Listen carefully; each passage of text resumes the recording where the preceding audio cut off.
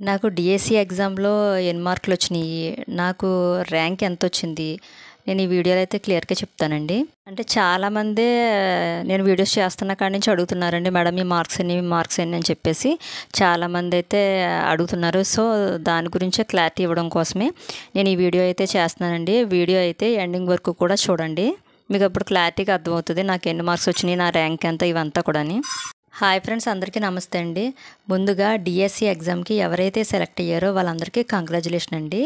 ఇక్కడ ట్విస్ట్ ఏంటంటే ఒక్కొక్కరికి 3, 4 ఎగ్జామ్‌లో అయితే సెలెక్ట్ అయ్యారంటండి. ఇంత ప్రిపేర్ అయ్యి ఉంటారండి వాళ్ళందరూ కూడాని.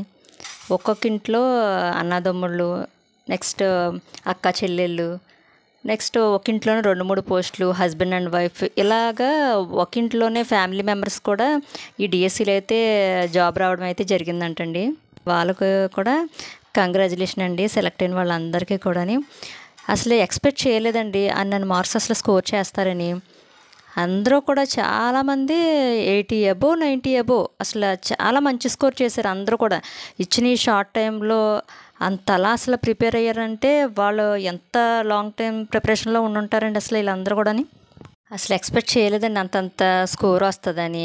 దానివల్ల ఏంటంటే కట్ ఆఫ్ అనేది బాగా ఇంకా 70కి 5కి ఎబోనే అయిపోయినట్టు అయిపోయింది ఇంకా కట్ ఆఫ్ వీళ్ళ స్కోర్ వల్ల అనమాట. చాలా మంచి స్కోర్ అయితే చేశారు. అసలు ఒక్కొక్కరు 2, 3 ఎగ్జామ్స్కి సెలెక్ట్ అవ్వడం ఏంటి అసలు అర్థం కావట్లేదు. అంతలా ప్రిపేర్ అయ్యారనమాట చాలా ఇదిగాని.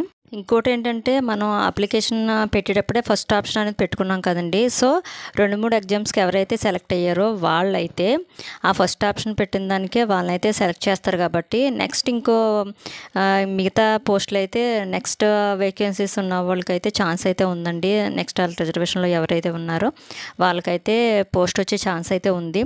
సో కరెక్ట్గా కట్ ఆఫ్ ఒక 100తో ఆగిపోయింది అనుకోండి, 100 మెంబర్స్తోనే. నెక్స్ట్ ఎవరైనా ఉంటే కనుక ఒకళ్ళిద్దరికి వచ్చే ఛాన్సెస్ అయితే ఉంటాయి. సో వాళ్ళైతే కొంచెం లక్ ఉంటే హోప్స్ పెట్టుకోవచ్చండి. ఇక నా విషయానికి వస్తే నాకు వచ్చిన ర్యాంక్ ఎంతంటే 424 అండి నా ర్యాంకు. సో దాన్ని బట్టి నాకు మార్క్స్ ఎన్ని వచ్చి ఉంటాయో మీరు కామెంట్ బాక్స్లో కామెంట్ చేయండి.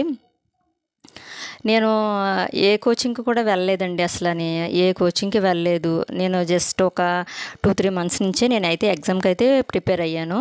అది కూడా ఇంట్లో ఇంకా ఒక మ్యారీడ్ ఉమెన్ అంటే ఇంట్లో ఖచ్చితంగా వర్క్స్ అన్నీ చేయాలి.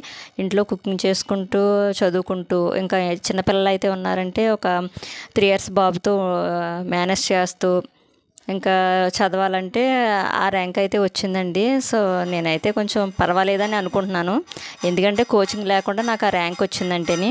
కాబట్టి నా ర్యాంక్ బట్టి నాకు ఎన్ని మార్క్స్ వచ్చి ఉంటాయో కామెంట్ బాక్స్లో కామెంట్ చేయడం మటుకు మర్చిపోకండి. ఒక దేశానికి రైతు వెన్నెముక లాంటివాడండి. అలాగే మన ఫ్యూచర్ భావితరాల విద్యార్థులకు జ్ఞానాన్ని ప్రసాదించడంలో మన టీచర్స్ కూడా అలాగే వెన్నెముక లాంటి వారండి వాళ్ళ జీవితాన్ని నిలబెట్టడంలోని. సో అలాంటి డిఎస్సి ఎగ్జామ్కి సెలెక్ట్ అయిన అభ్యర్థులందరూ కూడా ఆల్ ది బెస్ట్ అండి. వాళ్ళందరికీ కూడా కంగ్రాచులేషను. ఇంకా నెక్స్ట్ మనలా బోర్డర్లో ఉండి ఆగిపోయిన వాళ్ళందరూ కూడా నెక్స్ట్ ఇప్పటి నుంచే కూడా ప్రిపరేషన్ అయితే స్టార్ట్ చేద్దామండి. నెక్స్ట్ ఏటా డిఎస్సి అన్నారు కదండి. నెక్స్ట్ డిఎస్సిలో అయినా సరే ఎలాగైనా సరే కష్టపడి ఇక్కడ దాకా వచ్చామంటే ఖచ్చితంగా నెక్స్ట్ డిఎస్సిలో ఇప్పుడు ఎలాగా 80లోను 90 అలా ఉన్నారో మనం ఆ స్కోర్ అయితే రీచ్ అయ్యేలా ఉండాలండి మనం నెక్స్ట్ డిఎస్సికి. కాబట్టి ఎవరైతే తక్కువ స్కోర్ చేశారో వాళ్ళు బాధపడండి, కానీ ఇంకా అదే లాంగ్ టర్మ్ బాధగా అయితే తీసుకుని హెల్త్ అయితే పాడు చేసుకోకండి. ఎందుకంటే నాకు బాధగానే ఉంది. సో నేను జాబ్ మిస్ అయినందుకు ఇంకా అలా అని బాధపడతా కూర్చుంటే ఇంకా మనం అయితే ముందుకైతే వెళ్ళలేమండి. సో ఇప్పటి నుంచే స్ట్రాంగ్గా ఇంకా ప్రిపరేషన్ అనేది స్టార్ట్ చేద్దాం మరలా డిఎస్సి కోసమండి. ఓకే ఫ్రెండ్స్, ఈ వీడియో నచ్చితే కనుక ఒక లైక్ చేయండి, కామెంట్ చేయండి. మన ఛానల్ కొత్తగా చూస్తే కనుక సబ్స్క్రైబ్ చేసుకోండి. ఓకేనా ఫ్రెండ్స్, బాయ్ ఫ్రెండ్స్.